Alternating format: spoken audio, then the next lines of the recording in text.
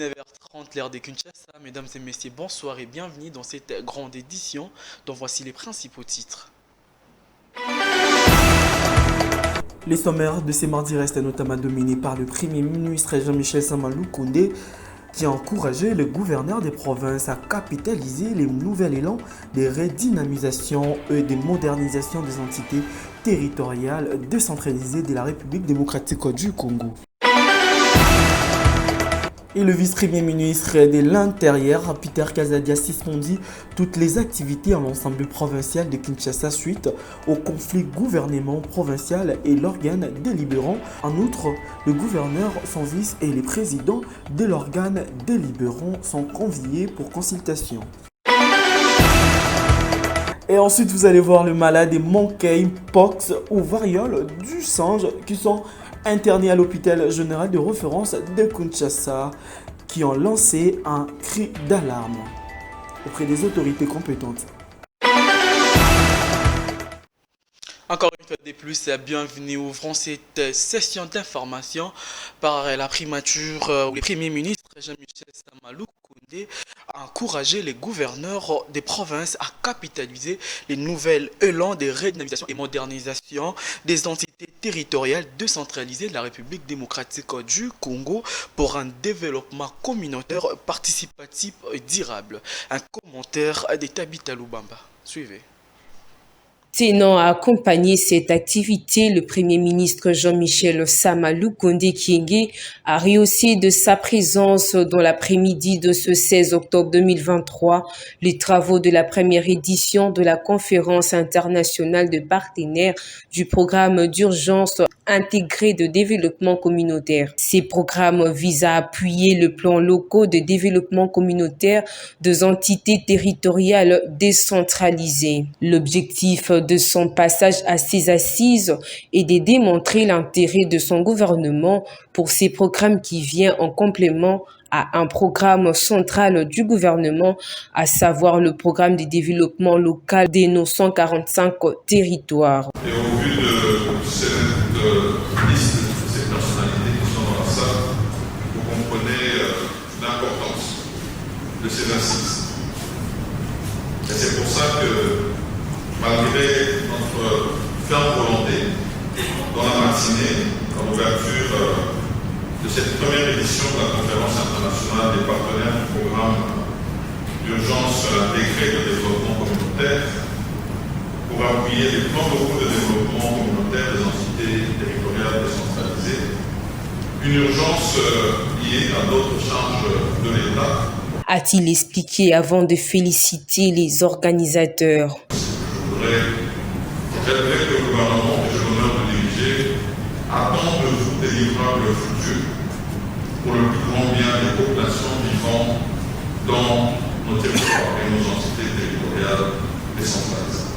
Il a enfin promis l'accompagnement du gouvernement à ces programmes avant de clôturer. Mesdames et messieurs, ce que vous devez savoir en cette brève actualité, le 3e forum de l'initiative de la ceinture et de la route pour la coopération internationale s'ouvre ce mardi 17 octobre 2023 à Pékin, capitale de la République populaire de la Chine. Le président Xi Jinping donnera le go au cours d'une cérémonie solennelle au National Convention Center, cadre choisi pour cet événement de 2 jours, en présence de plusieurs chefs d'État et de gouvernements ainsi que des personnalités différentes au compartiment du globe. Nous y reviendrons pour plus de détails dans nos prochaines éditions. Prenant présent ces chapitres, comme je l'ai annoncé tantôt dans le sommaire, le vice-premier ministre de l'Intérieur, Peter Kazadi, a suspendu toutes les activités à l'Assemblée provinciale de Kinshasa suite au conflit gouvernement provincial et l'organe délibérant. En outre, le gouvernement, son vice et les présidents de l'organe délibérant sont conviés pour consultation. Commentaire de Laurence Koumassamba. Suite à la crise qui sévit actuellement à l'Assemblée provinciale de Kinshasa, les activités ont été suspendues. En plus, le vice-premier ministre de l'Intérieur Peter Kazadi a convoqué ce mardi 17 octobre 2023 à 10 h pour consultation le gouverneur de la ville provinciale de Kinshasa, son adjoint ainsi que le membre du bureau de l'organe délibérant. Peter Kazadi semble durcir le ton après le tiraillement incessant à l'Assemblée provinciale de Kinshasa.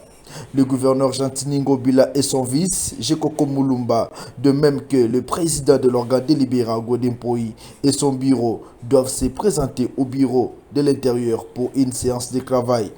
Dans un message rendu public le lundi 16 octobre, le vice-premier ministre de l'Intérieur et Sécurité a également pris la décision de suspendre toutes les activités à l'intérieur et à l'extérieur de l'hémicycle provincial.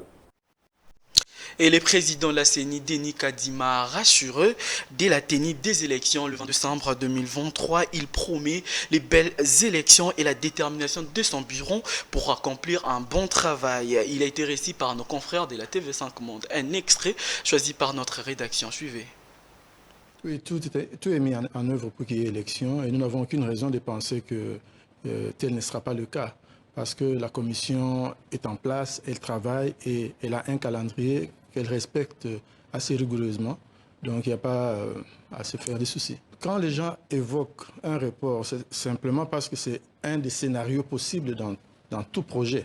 Dans le projet électoral, vous pouvez envisager un report. Mais moi, je peux vous dire que nous sommes en voie vers la tenue des élections telle que prévue dans le calendrier. Oui, d'abord, il faut dire que c'est le gouvernement qui nous finance à 100% et depuis... tout ce que nous faisons, c'est financé par le gouvernement et ça avance. Combien avez-vous reçu jusqu'ici? Bon, je ne peux pas vous donner le chiffre, mais je peux vous dire que le budget lui-même est de 1,1 milliard de dollars et que nous recevons l'argent. C'est pour ça que nous avons pu faire l'inscription et que nous sommes dans... Est-ce que vous avez reçu les fonds nécessaires? Ah oui, oui, bien sûr. C'est beaucoup d'argent que nous avons reçu jusque-là, mais on n'a pas encore tout. Et on ne nous a jamais donné du coup. Vous dites que vous n'avez pas encore tous les élections? Non, dans un peu moins d'un mois et demi. L'argent vient... Vous n'êtes pas inquiet? Non, je ne suis pas inquiet. L'argent vient progressivement selon les moyens de l'État. Nous n'allons pas lui demander ce qu'il n'a pas. Donc, mais sinon, les choses évoluent bien. Les ressources viennent et nous sommes certains que d'ici là, nous ne serons plus dans le besoin. Oui, là, nous sommes en discussion avec le ministère de l'Intérieur, le gouverneur de la province du Nord Kivu. Et nous avons même envoyé, ce jour même, nous avons envoyé une équipe pour faire une évaluation. Nous comptons déployer justement une équipe pour enrôler les Congolais le moment venu, dès que nous sommes sûrs que la paix est revenue. Bon, écoutez, il y a plusieurs scénarios qui peuvent intervenir. Soit nous avançons et ils nous rejoignent plus tard, sinon on les attend, mais on verra. Quand vous dites vous les attendez, c'est-à-dire? Les attendre, ça signifie on organise les scrutins, mais en tenant compte du délai. Donc des Congolais auront possiblement la possibilité de voter après la date des élections? C'est une possibilité, mais là, ça ne sera pas pour la présidentielle. Et quel sera le poids de leur vote dans ce cas-là? Bon, leur poids, nous avons 44 millions d'électeurs. De ce côté-là, il y a à peu près 1,5 million, à peu près. Oui, là, ce n'est pas vraiment du ressort de la CENI, c'est le ministère de l'Intérieur qui s'occupe de la sécurisation. Mais nous, évidemment, nous ne pouvons que leur donner des conseils. Mais la CENI... Non, c'est justement attirer l'attention des autorités sur des cas d'insécurité potentiels. Nous l'avions voulu, nous avions invité la francophonie, elle est venue, mais cela n'a pas été possible et s'est retiré parce qu'on ne voulait pas d'elle. Mais il fallait parer au plus pressé. Nous avons utilisé une autre méthode, nous avons recruté des gens après appel à candidature et cela a été fait. Il y a un malentendu là. Voilà ce qu'il y a. La loi prévoit que nous affichions, mais l'espace physique n'est pas suffisant. Je vous donne une idée, c'est comme une maison taille ordinaire. Il faut afficher 1 500 000 électeurs. Ce n'est pas possible. C'est pour ça que nous avons une disposition supplémentaire qui consiste à donner l'occasion aux gens de voir un préposé à la consultation de la liste. Et cela a été interprété comme si nous ne voulions pas afficher. C'est simplement la réalité. Nous avons des grands territoires avec beaucoup d'électeurs. Nous n'avons pas assez d'espace physique pour tout afficher. Oui, ça c'est un problème réel et nous y travaillons. Il y a eu une série de cartes qui posent problème et nous avons déployé les équipes. On est en train de renouveler ces cartes-là. Vous êtes en train de les renouveler, ça veut dire que le jour de l'élection, il n'y aura aucune chance pour les possibles fraudeurs? Non, parce que d'ici là, nous aurons satisfait tout. Parlons à présent, vous devez savoir, le patient souffrant du virus des monkeypox ou variole du singe qui sont internés à l'hôpital général de référence de Kinshasa ont lancé un cri d'alarme auprès des autorités compétentes par rapport à leurs conditions de vie. Un commentaire de Nadine Banaking. La variole du singe, variole simienne, infection à virus monkeypox ou désormais mpox, selon la terminologie adoptée le 28 novembre 2022 par l'Organisation mondiale de la santé, OMS en sigle. Elle a été signalée cette année 2023 au mois de mars. Par ailleurs, le patient déplore la façon dont ils sont traités. Je suis malade. On est venu me prendre disant que je suis infecté de la variole du singe. Regardez les conditions auxquelles nous faisons face. Jusque-là, aucune solution. Je souffre, j'ai laissé mon travail, que je risque de perdre, faute de rester ici longtemps. Où irai-je? Nous mangeons difficilement. Seuls les infirmiers se débrouillent pour que nous puissions trouver quelque chose à mettre sous la dent. Il s'est de rappeler que la dite maladie peut être contaminée si vous avez un contact rapproché avec quelqu'un qui a la variole du singe ou avec un objet contaminé, drap, vaisselle. La variole du singe se transmet plus facilement durant des contacts peau à peau, ainsi que les contacts des animaux infectés. D'où les autorités compétentes sont priées de prendre de bonnes dispositions aux patients qu'aux infirmiers pour éviter la propagation de cette dernière.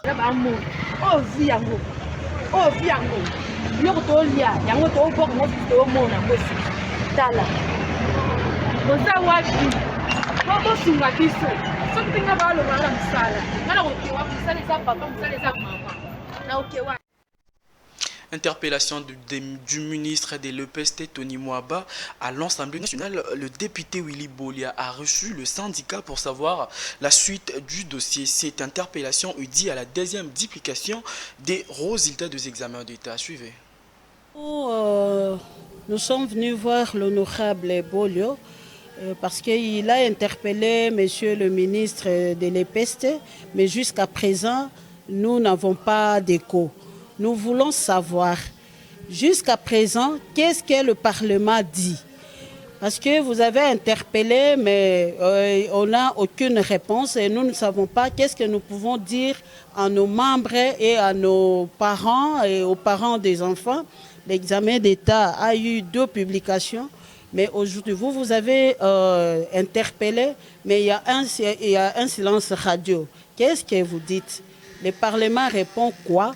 Et quand est-ce qu'il y aura l'interpellation? Et quand est-ce que le ministre va se présenter? Je crois que la redevabilité fait partie des piliers de la démocratie. C'est de bon endroit que l'honorable puisse venir nous rendre compte de l'interpellation qui jusqu'à ce jour tarde. Nous ne savons pas pourquoi cette léthargie au niveau du Parlement. Et pour la crédibilité de notre Parlement, nous demandons au Parlement d'interpeller les ministres. Parce que la question de l'éducation, la question de l'enseignement touche tout le monde. C'est sans couleur, il n'y a pas de parti politique, il n'y a pas, ça touche tout le monde, toute la communauté. Et que les enseignants sont en train de suivre, ils attendent cette interpellation. Ils sont même disposés à se rendre au Parlement pour suivre l'interpellation du ministre Tony Mwaba. Et de passer 2-3 semaines, je crois que nous serons obligés aussi de tenir notre assemblée et de lever une option ensemble avec les enseignants parce qu'il appartient aux enseignants de se décider. Il appartient à toute la communauté congolaise parce que l'éducation touche toute la communauté. Nous allons recourir aux mécanismes légaux. Ça révolte d'abord, ça révolte tout le monde. C'est une question qui touche tout le monde. C'est une question qui touche tout le monde et ça révolte tout le monde. Et nous allons nous engager à poursuivre soit les mots d'ordre de grève ou quoi. Il appartiendra à l'Assemblée plénière qui sera tenue incessamment par les enseignants de déterminer, d'orienter ce que nous allons envisager, soit lever comme option ensemble avec les enseignants. Et les ministres du Transport prévoient des désenclavements à rassurer la population de la détermination du gouvernement pour lutter contre les embouteillages à Kinshasa. C'était lors du briefing organisé par le ministre du gouvernement et porte-parole du gouvernement, ministre Patrick Mouyaya. Suivez. Heureusement que vous l'avez dit, les embouteillages, il y en a partout dans le monde. Moi, il m'est déjà arrivé de passer 7 heures sans bouger sur une autoroute d'un pays en Europe. 7 heures. 7 heures, sans bouger. Vous pouvez vérifier cela. Mais qu'à cela ne tienne. Revenons chez nous. D'abord, c'est une question qui est transversale. La route, il n'y a pas que le ministère des Transports. La route, il y a le ministère des Transports pour assurer la mobilité, mais il y a le ministère de l'Intérieur pour assurer la régulation, mais il y a aussi l'homme lui-même, les chauffeurs. OK? Alors, nous, à notre niveau, nous avons pris des mesures. Nous avons pris des mesures, et les mesures qui sont en examen au niveau des experts. Je prends quand même le risque de les annoncer. Je prends quand même le risque de les annoncer. Nous avons pensé que la ville de Kinshasa, c'est une ville que tout le monde connaît. C'est une ville dortoir. Le matin, tout le monde se réveille, quitte la périphérie pour le centre. Et le soir, tout le monde fait le mouvement inverse. Au point que j'ai un ami qui qualifie Gombe de bourg pourri. Si vous passez à Gombe à 21h, vous ne verrez personne. Mais si vous passez à 17h, il y a beaucoup de monde. Alors, partant de cette réflexion-là, il y a une commission qui avait été mise en place. Les conclusions ne sont pas encore arrivées, mais c'est pour vous dire que nous sommes en train d'y travailler. Nonobstant les intervenants du secteur des transports que j'ai cités traditionnellement, l'ITP, le ministère de l'Intérieur, nous avons pensé y mettre le parquet. Je vais vous dire pourquoi le parquet. Oui, je vais vous dire pourquoi. Avant d'en arriver, nous avons pensé qu'on peut, dans une phase expérimentale, dans une phase, je dis bien, expérimentale. Je prends le risque de le dire. Le travail n'est pas encore fini au niveau des experts, mais je prends le risque de le dire. Nous avons pensé, par exemple, pour le flanc ouest. C'est là que l'expérience devrait commencer, en principe. C'est-à-dire de 5 heures, non, de 6 heures ou 5h30, jusqu'aux alentours de 10h30. Faire le sens unique, si vous connaissez la partie ouest. Si vous allez pour bien comprendre, prenons directement Kitambo, parce que je ne vais pas prendre Kintsuka, Delvaux. Toujours dans ces chapitres, le ministre et qu'il a fait savoir que le gouvernement a tout mis en œuvre pour comprendre le naufrage de Mbandaka qui a causé la mort à plusieurs personnes. On va l'écouter à nouveau. Ce qui nous a déterminé d'ailleurs à être en face de vous pour vous honorer et respecter l'activité que vous menez avec brio qui nous intéresse nous tous. Revenons à l'incident qui vient de se réaliser il y a 48 heures dans la province de l'Équateur, dans la ville de Mbandaka et dans le quai de Bankita, mais c'est à la lisière entre Bankita et Adventiste, pour ceux qui connaissent la ville de Mbandaka. Il y a la baleinière en bois dénommée Mapamboli qui devrait quitter le quai pour aller vers Bolomba. Et malheureusement, dans cette manœuvre nocturne et interdite, l'embarcation a chaviré, causant la mort de plusieurs de nos compatriotes. Et je profite également de cette occasion pour réitérer les condoléances que j'avais présentées par d'autres canaux. Et donc, au moment où nous parlons, j'ai eu de derniers échanges avec le commissaire fluvial sur place. Jusqu'aux alentours de 14 heures, on était à 47 corps repêchés et plusieurs disparus.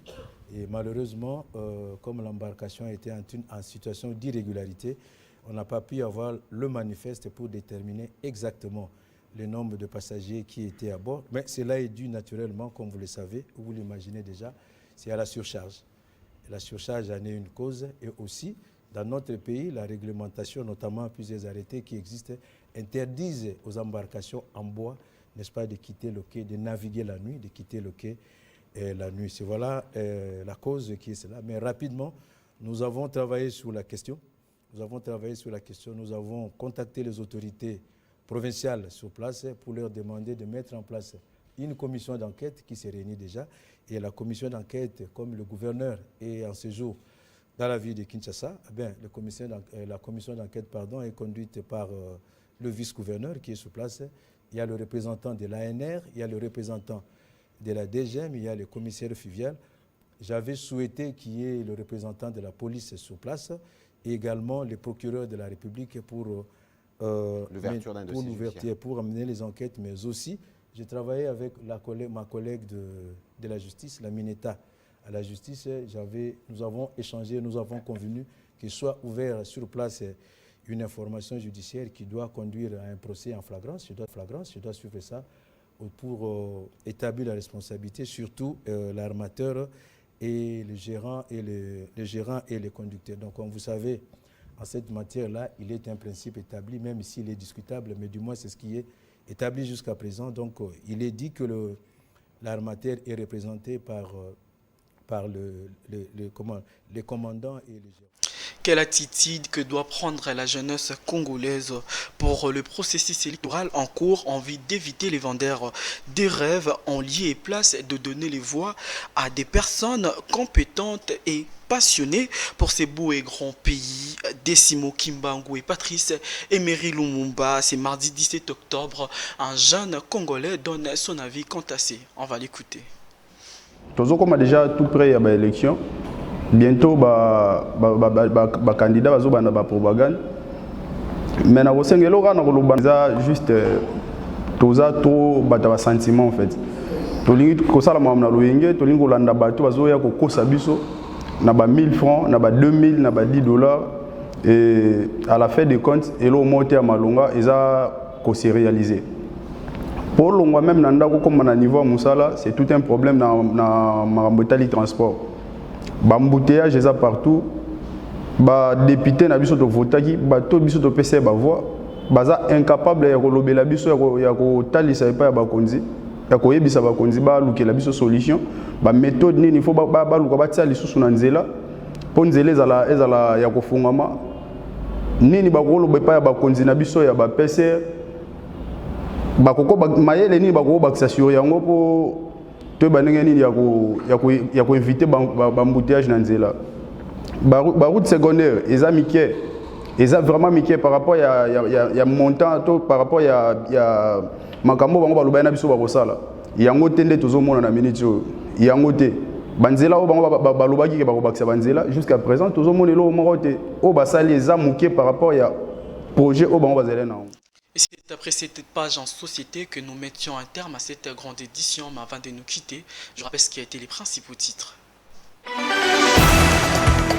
Les sommaires de ces mardis restent notamment dominés par le Premier ministre Jean-Michel Sama-Lukonde qui a encouragé le gouverneur des provinces à capitaliser les nouvel élan des redynamisations et des modernisations des entités territoriales décentralisées de la République démocratique du Congo. Et le vice-premier ministre de l'Intérieur, Peter Kazadia dit toutes les activités en l'ensemble provincial de Kinshasa suite au conflit gouvernement provincial et l'organe délibérant. En outre, le gouverneur, son vice et les présidents de l'organe délibérant sont conviés pour consultation.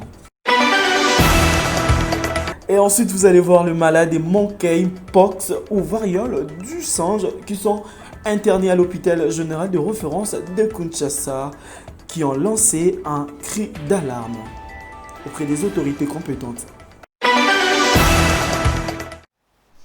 Ça n'est complètement fini. Merci de nous avoir suivis. Merci à l'équipe technique au rédactionnel. Quant à moi, je vous dis bonne suite de programmes sur Média Business Télévision. L'essentiel sur l'information. D'ici là, portez-vous bien. Bonne soirée chez vous.